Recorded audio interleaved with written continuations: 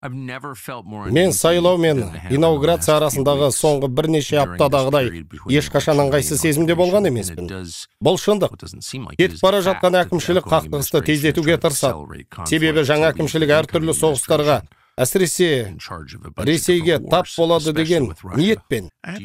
Айта кету керек. Байден әкімшілігі қазіргі тарихтағы барлық үкіметтердің ішіндегі ең нашары болды.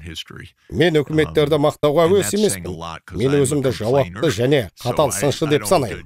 Клинтоннан бастап ешқандай әкімшілікке жоғары баға берген жоқпын.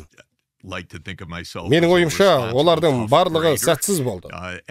Бірақ Байден әкімшілігі бізді ядролық соғысқа жақындатқан, жанжалдарға келген, дипломатияның бір тамшысын көрсеткен ең маңызды жасай алатын ісі тарихи құжаттарға қол жетімділікті ашу болар еді. Бұл бізге шынайы оқиғаларды түсінуге мүмкіндік берер еді.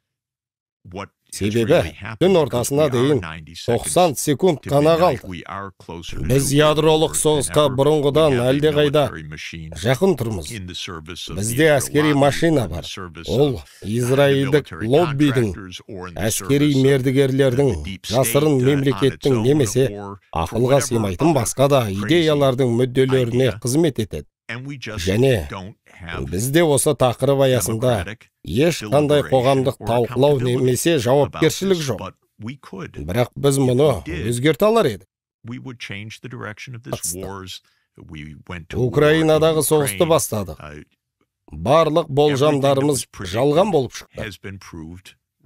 Неоконсерваторлар қайтадан сәтсіздікке ұшырады. Олар Ауғанстанды қайта құра алмады. Олар Иракты қайта құра алмады. Олар таяу шығысты өзгертуді де жүзеге асыра алмады.